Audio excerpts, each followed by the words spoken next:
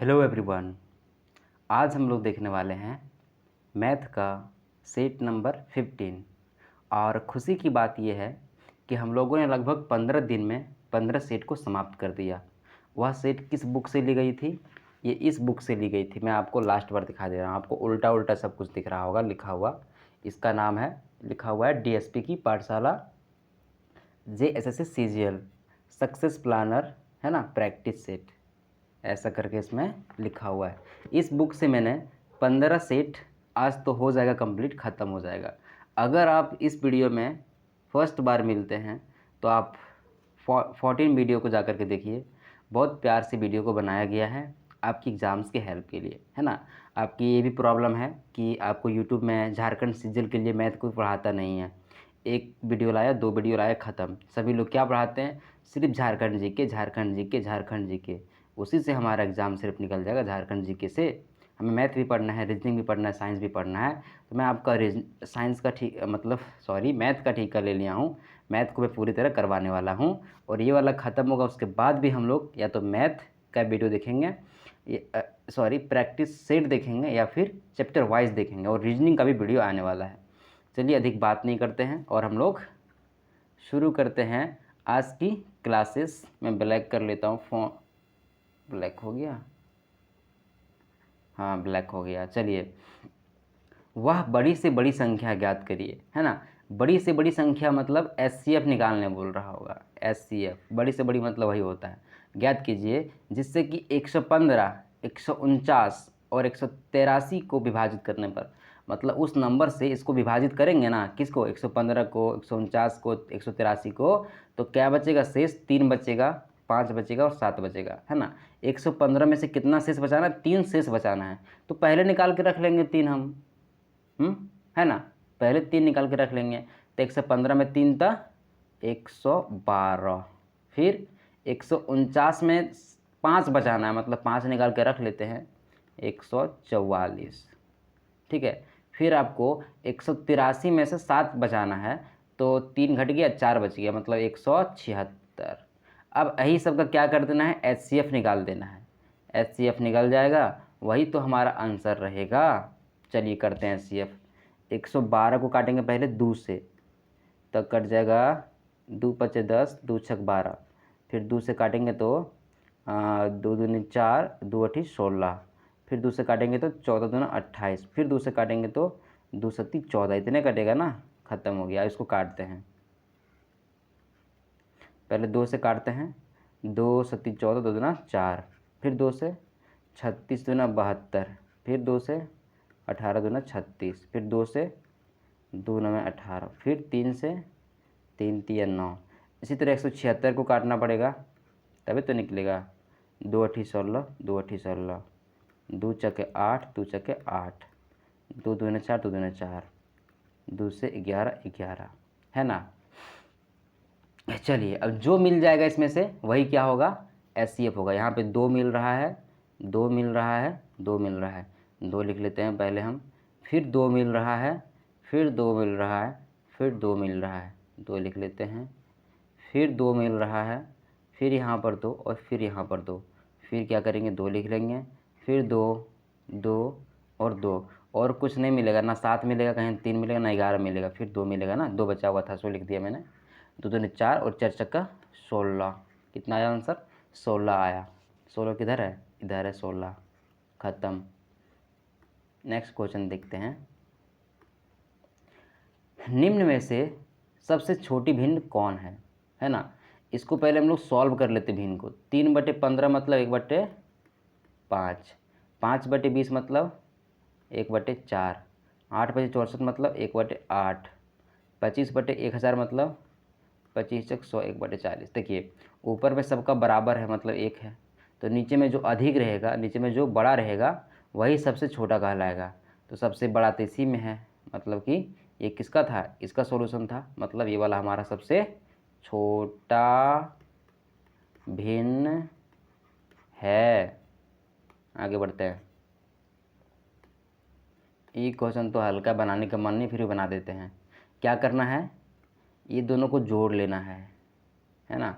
फिर यहाँ पर मान लीजिए ये वाला x है, तो इस एक्स को इधर ले जाएंगे प्लस में हो जाएगा, और इसको इधर ले आएंगे तो माइनस हो जाएगा, इसमें घटा लेंगे। चलिए पहले जोड़ लेते हैं, नहीं तो कोई को बोलेगा सर सब क्वेश्चन का सॉल्यूशन दीजिए हमको। आप सबका सॉल्यूशन काहे नहीं करते, कर देते हैं।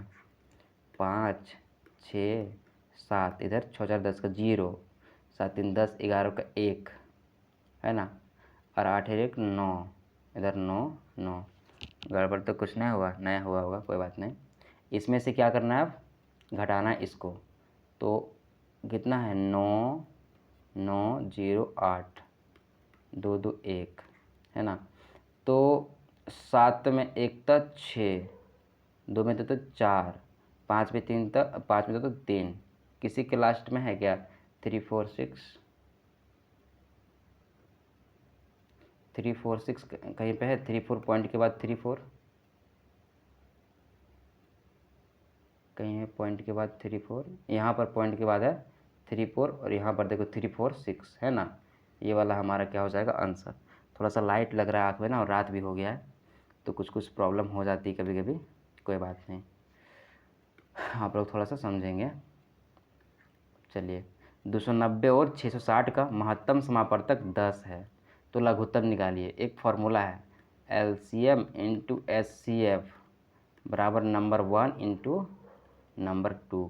तो यहाँ पर LCM दिया गया है और SCF दिया गया है, और एक नंबर दिया गया है कितना 10। काटेंगे, मल्टीप्लाई कर दिए, दोनों को कर देते हैं 290 और 666। जीरो को भी रख लेते हैं बाक में है ना, इधर रख लेते हैं जीरो को। 6 9 54 का 4, बकिया हाथ में 5 है ना, और 6 2 12 5 17। फिर यहाँ क्रॉस आएगा, इधर कुछ आएगा, जोड़ेंगे कितना आएगा 4 0, कहीं पे 4 0 है, देखिए 4 0 यहाँ पर है, इधर 4 0 0, ये वाला आंसर होगा। आप लोग कर देखिएगा, जोड़ के देख लीजिएगा, यही वाला आएगा। आगे देखते हैं। 3 घंटी है, एक 10 मिनट में, 15 मिनट में और 20 मिनट के अंतराल पर बजती है, ठीक है। यदि तीनों घंटियाँ 5 PM पर एक साथ बजी, तो अब वो एक साथ कब बजेगी। तो ऐसी सिचुएशन में क्या करते हैं हम लोग, LCM निकालते हैं, क्योंकि LCM जो होता है ना वो इन तीनों से कट जाता है ना। LCM ऐसा नंबर है तीनों से कट जाएगा। तो 10 15 और 20 का LCM निकालते हैं, ठीक है। LCM 2 5 10, और ये नहीं कटेगा तो 2 10 20, 5 से 5 एकम 5, 5 3 15, 5 2 10, 3 2 6, 6 5 30 2 60, कितना आया 60। मतलब कि 60 मिनट के बाद ना फिर से बजेगा एक के साथ में। तो 5 बजे एक साथ में बजा था, तो 5 और 1 6, 6 बजे फिर साथ में बजेगा। Next question. अरुण की आय बाला की आय की 150 है। एक है अरुण और एक है बाला। अगर बाला की आय, बाला 100 रुपया कमाता है तो अरुण 150 रुपया कमाएगा। चंदू की आय अरुण की आय का 120%। एक चंदू है और एक है चंदू की आय अरुण की आय से। अगर चंदू कमाता है ना 100 ही मान लेते हैं, अगर है ना चंदू की आय अरुण की आय की, कहाँ गए, चंदू की आय अरुण की आय की 120% है। अगर ये 100 कमाता तो 120 कमाएगा, ठीक है। दोनों के रेशियो में तो काट देते हैं 0 0, और यहाँ पर भी 0, यहाँ पर भी 0 है ना। 5 3 15, 5 2 10, 3 2 के रेशियो में कमाता है ये, 2 6 12, 2 5 10, ये 6 5 के रेशियो में कमाता है। बोल रहा चंदू की आय ज्ञात करें, चंदू की आय ज्ञात करना है, तो पहले हमें ये रेशियो B रेशियो C निकालना पड़ेगा, ठीक है। A ratio B ratio C। तो यहाँ पर AB दिया गया, ये भी है ना, AB कितना है 3 है और 2 है, ठीक है। AB दिया गया 3 और 2, फिर दिया गया ये C, तो ये C दूर दूर में है ना, तो यहाँ काट के यहाँ पे C लिखना पड़ेगा पास पास में, ठीक है। C कितना है, C है 6, ठीक है। और यहाँ पर कितना है, ये कितना है 5, तो यहाँ पर लिखा जाएगा 5। खाली घर है यहाँ पे, तो 3 भरा जाएगा और यहाँ पे 5 भरा जाएगा। 6 3 18, 5 3 15 और 5 2 10, ठीक है। ये हमारा हो गया रेशियो।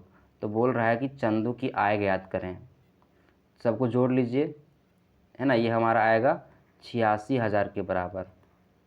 तो 15 और 10 25, 25 10 35, 35 5 40, 40 और 3 43, 43 बराबर इतना, ये 2 बार में कट जाएगा, ठीक है। तो आएगा 43 2000, मतलब 1 के बराबर 2000। तो चंदू कितना कमाता है, चंदू किधर है, इधर, चंदू कमाता है 18, तो 1 के बराबर 2000, तो 18 के बराबर 36,000, इधर 36,000 है। हमारा आंसर आ चुका है। आगे बढ़ते और देखते हैं कि श्याम के एक अंक दिव्या के अंक से 25% अधिक है। एक है दिव्या और एक है श्याम। अगर दिव्या 100 अंक लाई है तो श्याम 120 अंक लाएगा। दिव्या के अंक श्याम के अंक से कितने परसेंट कम है, कितना परसेंट, 125% है ना, 125 है ना, 25% अधिक है, मतलब 125 अधिक है। तो बोल रहा है जो दिव्या है ना कितना नंबर कम है, तो 25 नंबर कम है। कितना में से, 125 में से 100, 25 बचे 125 और इधर 20, कितना परसेंट, वो 20 है ना। आपको पता है ना, अगर कहीं पे 25% बढ़ रहा है तो 20% घटता है, वही वाला यहाँ पे लग जाएगा फॉर्मूला। 25% बढ़ा हुआ था ना, तो 20% घटेगा, तो 20% आंसर आ गया हमारा। आगे देखते हैं, एक वस्तु का 8% और 12%, कोई एक वस्तु है उस पर अगर 8% लाभ पर बेच दिया और 12% लाभ पर बेच दिया, तो जो पैसा कमाए ना दोनों का अंतर आएगा 3 रुपया।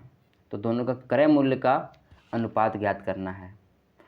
तो 8% और 12%, दोनों का डिफरेंस कितना है, 4%। 4% बराबर 3।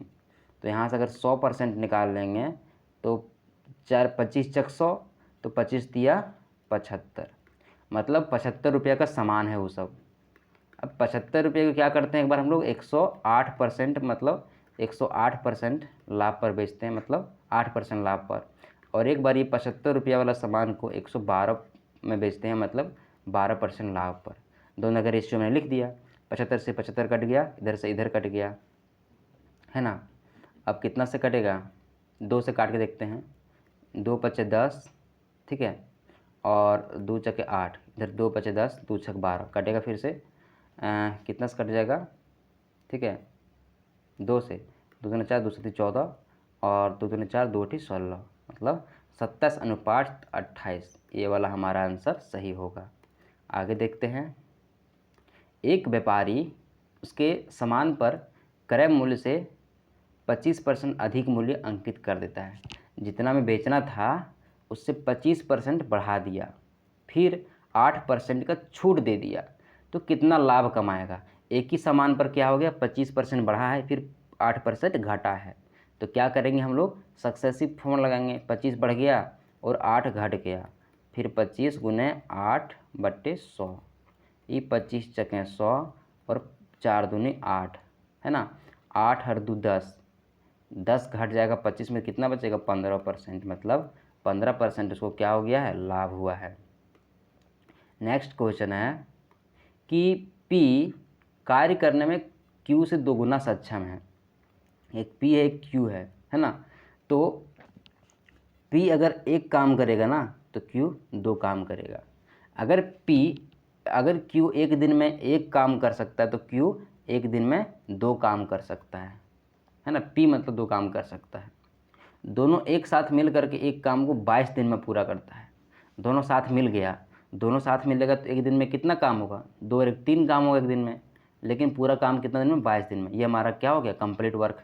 अगर एक दिन में 3 काम तो 22 से मल्टीप्लाई कर देंगे तो टोटल काम निकल जाएगा ना, है ना। क्यू अकेला इस काम को करने में कितना समय लेगा, तो क्यू एक दिन में कितना काम करता है, एक काम, तो 1 से भागा दीजिए ना इसको, तो कितना आएगा, 66 आएगा। 66 आंसर आ जाएगा। कितना हल्का क्वेश्चन था, समझने का फेर था। 800 आदमी किसी काम को 30 दिन में पूरा करता है, तो टोटल वर्क कितना हो जाएगा, 800 गुना 30 हो जाएगा। 12 दिन काम करने के बाद 80 आदमी काम छोड़ देता है, मतलब 12 दिन तो 800 आदमी काम किया होगा, है ना। प्लस कितना आदमी छोड़ दिया काम, 80 आदमी, मतलब 720 आदमी बच दिया। ये x दिन काम करेगा, तो लोगों द्वारा शेष काम को कितने दिनों में पूरा किया जा सकता है, तो मान लिया हमने कि x दिन में पूरा किया जा सकता है। अब ये वाला इधर प्लस में है, इधर जाएगा तो माइनस में है ना। तो 800 ले लिए कॉमन और 30 अगला जाएगा 12 ही पटी, तो 12 30 ले लिए, 800 ले लिए कॉमन, दिख रहा ना आपको, दोनों का 800 बाहर निकाल लिए बराबर 720 गुना x। यहाँ से दोनों को माइनस करेंगे तो क्या हो जाएगा, हाँ 20 मान लीजिए 10, तो आ जाएगा 18, मतलब 800 गुने 18, 800 गुने 18, इस 18 से काट दीजिए, है ना, बराबर क्या है 720 गुने x, तो 18 चके 72, है ना, इधर से काटिए 1 0 और 4 दूना 8 20, x बराबर कितना हो गया 20 हो गया, x बराबर कितना हो गया 20 हो गया। ठीक है, मतलब कि जो काम हमारा बाकी है ना उसको 20 गुना में पूरा किया जा सकता है। ठीक है, आगे देखते हैं। 6600 रुपये को दो भाग में इस तरह विभाजित करें ताकि पहले भाग पर 3 वर्षों के लिए, है ना, प्रति वर्ष 10% की दर से प्राप्त साधारण ब्याज दूसरे भाग पर 4 वर्षों के प्रति वर्ष 9% की दर से, चलिए समझाते क्या है। 6600 रुपया है, ठीक है, इसको ऐसे तोड़ना है, कैसे तोड़ना है, मान लीजिए एक ठो आ गया x और एक ठो आ गया y, तो x बराबर हो जाएगा, है ना, पहले भाग पर 3 वर्षों के लिए, मतलब 3 वर्षों के लिए कितना परसेंट, 10% की दर से, है ना, जो पहला भाग था ना उस पर अगर 3 साल के लिए निकाल दें 10% के लिए, जो ब्याज है वो किसके बराबर हो जाएगा, तो एक y मान लेते हैं हम लोग, या क्या करें 6600 मान लेते हैं ना, पहला अगर x है दूसरा क्या हो जाएगा 6600 माइनस x हो जाएगा, है ना। यहाँ पर जो फॉर्मूला लिखे हैं उसको यहाँ पे लिख देते हैं, SI बराबर क्या होता है PRT/100, मतलब साधारण ब्याज बराबर मूलधन गुने ये आपका रेट, मतलब ये आपका क्या रेट, मतलब रेट मतलब दर और समय, है ना, T मतलब समय। ठीक है, तो यहाँ पे SI बराबर क्या लिख दिया, मूलधन, ये रेट ये समय और ये दर बटे 100 कर दिया मैंने। इसके बराबर क्या बोल रहे, दूसरा जो हिस्सा है ना उसका 4 वर्षों के लिए, मतलब 4 वर्षों के लिए 9%, है ना, इसके बराबर है, ये इसका कहने का मतलब। इसको सॉल्व करते हैं तो दोनों का 100 नीचे लग कट जाएगा, तो यहाँ हो जाएगा 30x बराबर 6600 माइनस x गुने 9 चक 36, यहाँ 9 चक 36 है ना, ये वाला 36। अब क्या करते हैं हम लोग, इस 36 को काट देते हैं, 3 3 एकम 3 और 3 दूने 6, और यहाँ पर 10 अभी बचा हुआ है। ठीक है, यहाँ पर अभी 10 क्या हुआ है, बचा हुआ है, मतलब 10x बराबर, है ना, इसको गुना पड़ना पड़ेगा, तो 66 गुने 66 100 गुने 12 माइनस 12x, ये 12x अगर इधर चला जाएगा माइनस में जुड़ जाएगा, तो 12 और 20 क्या हो जाएगा 22x बराबर 6600 गुने 12, और यहाँ से काटेंगे तो 22 तिया 66 गुने 12, और इस तरह से 12 तिया 36, है ना। हमने x किसको माना हुआ था, इसको, तो एक आ गया 3600, है ना, पहला क्या आ गया 36, देखिए 3600 यहाँ पर है, तो दूसरा कितना बचेगा 3000 बचेगा, है ना। 3600 को अब घटा लीजिए 6600 में, पता चल जाएगा दूसरा क्या है, कितना है। अगला क्वेश्चन देखते हैं। एक निश्चित राशि पर 12.5% की दर से 2 वर्ष में चक्रवृद्धि ब्याज और साधारण ब्याज का अंतर कितना है, 45 है, तो वह राशि ज्ञात करिए। देखिए, अगर कोई राशि दिया गया 100 रुपया दिया गया आपको, तो एक साल में ले रहा है 12.5, तो 2 साल में कितना लेगा, 12.5 का डबल, यानी कि 25% लेगा, है ना। लेकिन वहीं अगर आपका CI में लेगा, मतलब कंपाउंड इंटरेस्ट में लेगा, है ना, अगर आपको कंपाउंड इंटरेस्ट में ले रहा है तो क्या हो जाएगा, ब्याज पर ब्याज लगेगा, तो उसका अगर आपको निकालना है ना कितना रेट लगेगा, तो हम लोग सक्सेसिव फार्मूला लगा लेते हैं, तो पता चल जाएगा कि कितना रेट लगेगा। तो सक्सेसिव लगाइए फार्मूला, 12.5 जोड़ 12.5 जोड़ 12.5 गुने 12.5, ये 12.5 है, ठीक है, यहाँ पर 1 है, ये 12.5 बट्टे 100, ठीक है। इस पॉइंट को और इस पॉइंट को देते हैं हटा, तो नीचे में क्या आ जाएगा 100 आ जाएगा, ठीक है। अब यहाँ देखिए 25 पचे 125 और 25 चक 100, 25 चक 100 और 25 पचे 125, मतलब इस 12.5 और 12.5 कितना हो गया 25 प्लस 5 5 हैं 25, 4 चकें 16। इसको काट लीजिए तो 16 एकम 16, फिर बच जाएगा आपका 9, तो 16 पचे 80 और फिर बच जाएगा आपका 10, तो 16 पचे 16 से 96, 1.56 आ जाएगा। कितना आ जाएगा 1.56, मतलब 26.56 है ना, दोनों को जोड़ दिए। मतलब अगर चक्रवृद्धि ब्याज साधारण ब्याज लगा तो 25% आपको मिला, और चक्रवृद्धि ब्याज आपको लग रहा है तो 26.56% लग रहा है ना। और यही दोनों का अंतर कितना है 45 रुपया है। ठीक है, हम इसको देते हैं मिटा ताकि बनाने में दिक्कत ना हो।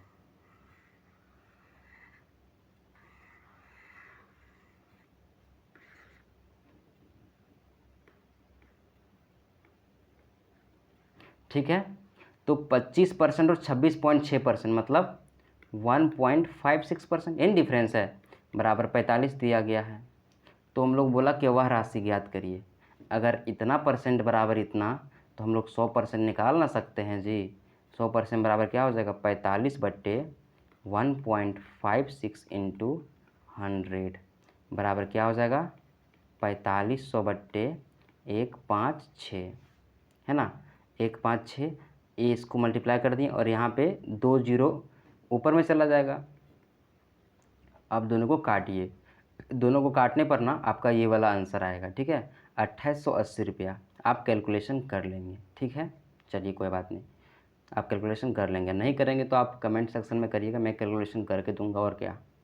ठीक है, अगला क्वेश्चन है, एक पहिए की त्रिज्या इतनी है। पहिए की त्रिज्या कितनी है 0.35 मीटर है। यह 1 मिनट में 450 चक्कर लगाता है। इसकी गति ज्ञात करिए। ठीक है, तो गति मतलब कि स्पीड,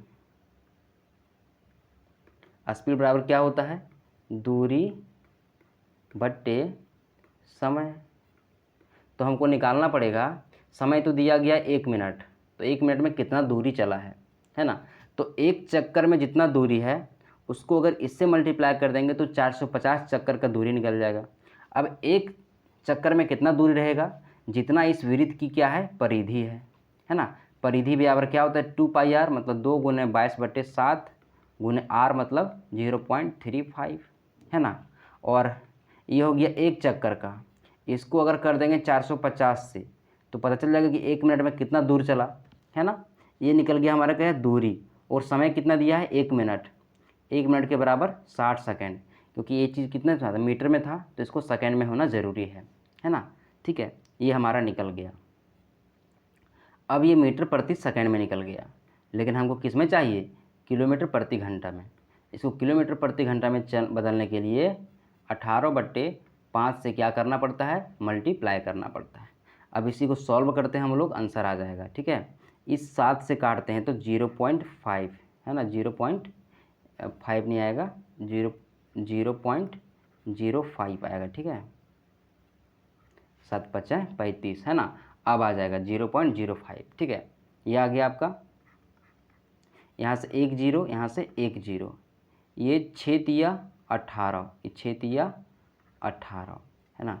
ये 5 9 45। अब नीचे में सब खत्म हो गया तो चलिए कर लेते हैं 2 गुने 22 गुने ये 0.05 को लिख लेते हैं 5/100 गुना 3। कहीं पर कोई तो छूट नहीं गया, इधर 9 छूट गया था। अभी हमारा आंसर आता नहीं, फिर परेशान होते हम लोग। ये 5 बीसे 100 और है ना, ये 2 दहें 20, 10 हो गया। नीचे में 10 है, ऊपर में 22 और 9 तिया 27।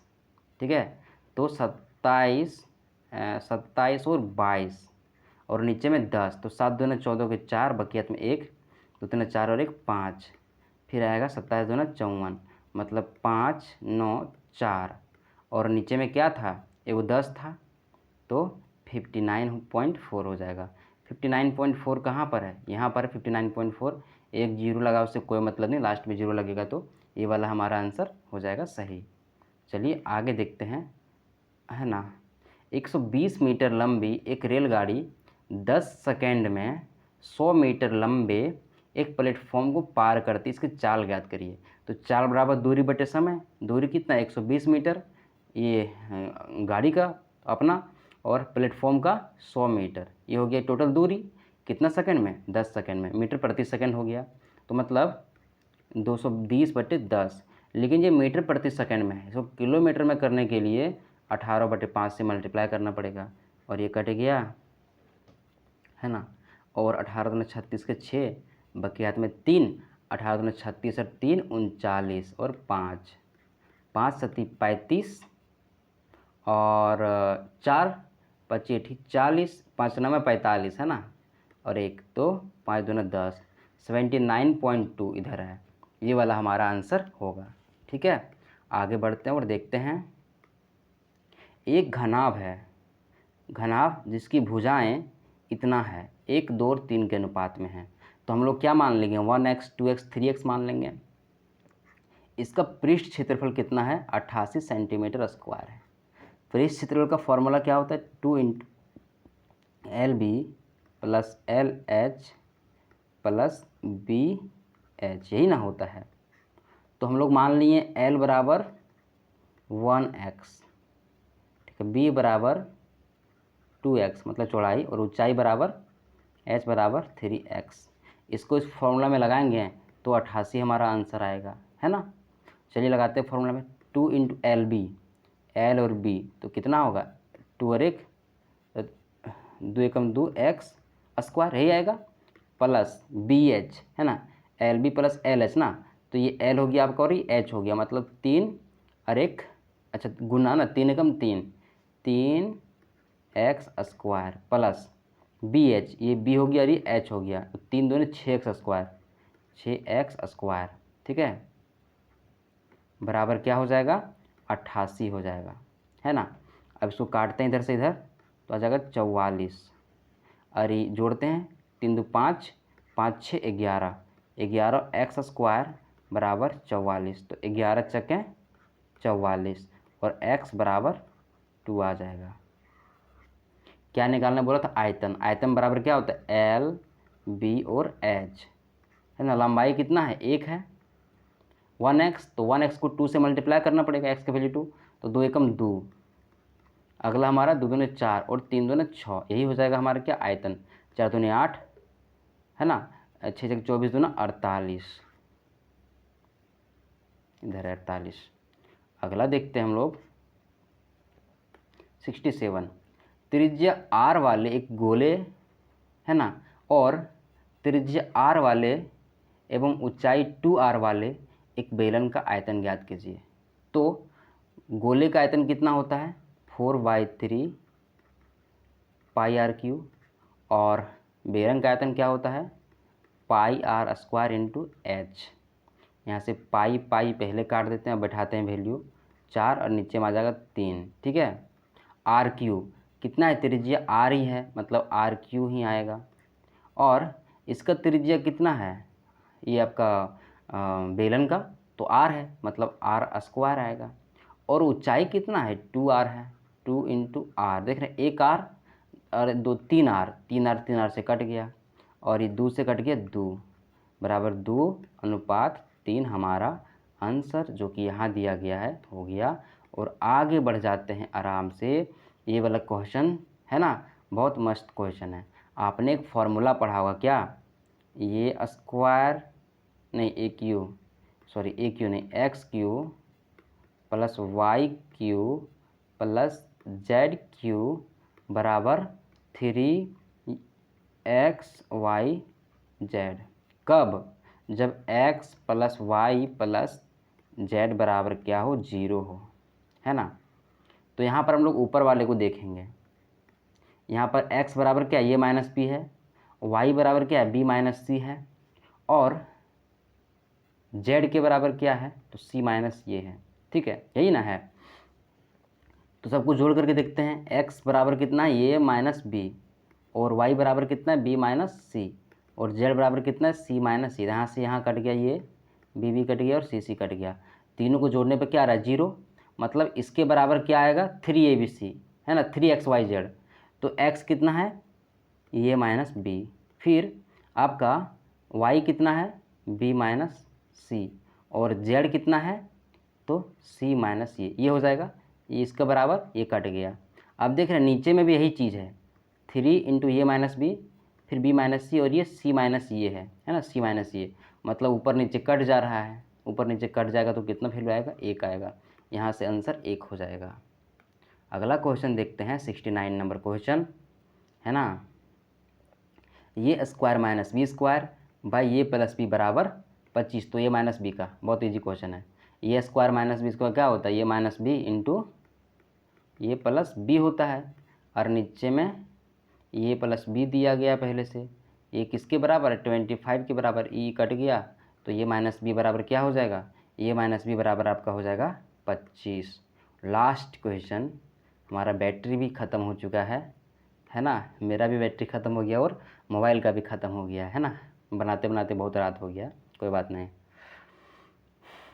10 स्क्वायर 45, तो 10 45 का वैल्यू कितना होता है 1 होता है, और कॉस स्क्वायर 60, कॉस 60 का वैल्यू मतलब साइन 30 का, साइन 30 का वैल्यू होता है 1/2, तो 1/2 का स्क्वायर बराबर x इंटू साइन 45 कितना होता है 1/√2, और कॉस 45 कितना होता है तो 1/√2। उसके बाद है ना कॉट 30 मल्टीप्लाई में है ना, तो कॉट 30 का वैल्यू होता है √3। ठीक है, इतना ही होता है ना, हाँ इतना ही होता है। अब देखिए यहाँ पे क्या हो जाएगा 1 माइनस 1/4 बराबर x इंटू √3, और नीचे में √2 क्या हो जाएगा 2 हो जाएगा, और इसको सॉल्व करेंगे 4 एकम 4, 4 माइनस 1 था 3, 3/4 बराबर x इंटू √3/2, और ये 2 दूनी 4 आ गया 3/2, और नीचे में √3 बराबर x है ना। इसको सॉल्व कर लेते हैं, √3 को हम लोग √3 को ये 3 है ना, इसको √3 इंटू √3 लिख सकते हैं, और बट्टा में √2 गुने √3 तो है पहले से बराबर x, यहाँ से √3 कट गया तो कितना आ गया हमारा आंसर √3/2 है कहीं पे, यहाँ पर है हमारा, मिल गया है। और हम लोगों ने 15 सेट ख़त्म कर लिया है ना, कोई बड़ा काम नहीं है, ठीक है, बहुत मेहनत लगता है, और हम लोगों ने 15 सेट ख़त्म कर लिया है। आपको बताना है कि कैसा लगा 15 सेट, कैसा रहा जर्नी 15 दिन का, है ना, 16 दिन लग गया, कोई बात नहीं, एक दिन छुट्टी हो गया था बीच में। और जो मैंने पिछले वीडियो में पूछा हुआ था, तो जो वो लोग उसमें नहीं दे पाएंगे रिस्पॉन्स, इसमें रिस्पॉन्स दीजिएगा कि आगे क्या करना है, हमें कैसी क्लास लानी है, रीजनिंग का क्लास लाया जाए, या मैथ का सेट का क्लास लाया जाए, या फिर मैथ का चैप्टर वाइज का क्लास लाया जाए, ठीक है। और नहीं बताएंगे तो मैं तो खुद अपने तरीके से शुरू करूँगा, और क्या। चलिए, मज़ा आ गया, ख़त्म हो गया है ना। मैंने सोच के रखा था कि मैं 15 सेट बना करके छोड़ूंगा, और ये बन गया है ना। अभी टाइम देखते हैं कितना बजा हुआ है, टाइम आपका 1 बज गया, कोई बात नहीं, ज़्यादा तो नहीं बजा है, 1:18 हुआ रात का, कोई दिक्कत नहीं। चलिए ठीक है, क्लोज़ करते वीडियो, बाय बाय सभी को।